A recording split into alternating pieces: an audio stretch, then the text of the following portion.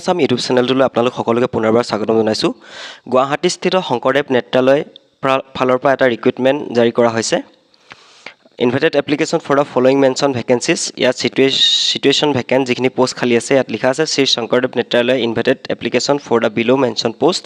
কি পোষ্ট আছে? প্ৰথমটো আছে health care ophthalmic nursing assistant. প্ৰথমটো অলপ ব্লাৰ হৈ গৈছে। কোৱালিফিকেশ্যনটো লাগিব diploma in ophthalmic assistant and nursing from a recognise institution. Diploma থাকিব লাগিব অফথেলমিক এছিষ্টেণ্টৰ আৰু নাৰ্ছিং কৰা হ'ব লাগিব এখন ৰিকগনাইজ ইনষ্টিটিউটৰ পৰা। তেতিয়া আপোনালোকে হেল্থ কেয়াৰ অফথেলমিক নাৰ্ছিং এছিষ্টেণ্টৰ যি দুটা পোষ্ট আছে তাত এপ্লাই কৰিব পাৰিব। দ্বিতীয়টো হৈছে আই বেংক কাউন্সিলৰ। ইয়াত আছে এটা পোষ্ট আৰু ইয়াত কৰা হ'ব লাগিব MSW মাষ্টাৰ ছ'চিয়েল ৱৰ্কত MSW কৰা হ'ব, নতুবা গ্ৰেজুৱেট উইথ এক্সপিৰিয়েঞ্চ। গ্ৰেজুৱেট লাগিব, লগতে এক্সপিৰিয়েঞ্চ থাকিব লাগিব কাউন্সেলিং কৰা বা ছ'চিয়েল মাৰ্কেটিং কৰা।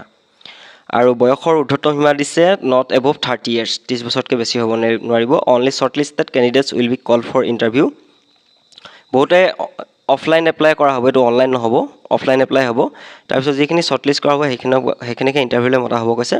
আৰু ইণ্টাৰেষ্ট কেণ্ডিডেট মে এপ্লাই, কেনেকৈ এপ্লাই কৰিব পাৰিব, যিহেতু এইটো অফলাইন হ'ব, গতিকে অফলাইনৰ এনভেলপৰ যিটো ওপৰত লিখিব লাগিব যে the manager to the manager HR Shri Sankardeva Netralaya 96 Vashistha road Beltola Guwahati 781028।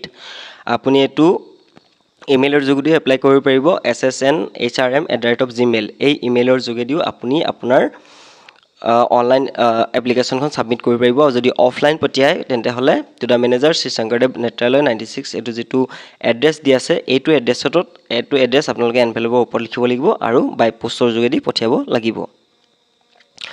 আৰু লাষ্ট ডেট হৈছে 17/3/2023। মাজত মাত্ৰ কেইটামান দিন আছে। মাৰ্চৰ 17 তাৰিখে আৰু লাষ্ট ডেট। যিসকলে এপ্লাই কৰা নাই অতি সোনকালে এপ্লাই কৰি দিব বুলি আশা ৰাখিছোঁ। কেনেকৈ এপ্লাই কৰিব লাগিব? ইয়াত লিখা আছে interest candidate may please apply with their complete resume. এখন ৰিজুম বনাব লাগিব। বায়'ডাটাত আপোনালোকে কণ্টেক্ট নাম্বাৰ দিব লাগিব, ইমেইল ID দিব লাগিব, গোটেইখিনি এডুকেশ্যন কোৱালিফিকেশ্যন, আপোনাৰ কণ্টেক্ট এড্ৰেছ গোটেইখিনি ভৰাব লাগিব। আৰু এনভেলপৰ ওপৰত টু দ্য মেনেজাৰ HR এই যিটো আছে এইটো ঠিকনাত বাই পোষ্টৰ যোগেদি পঠিয়াই দিব লাগিব।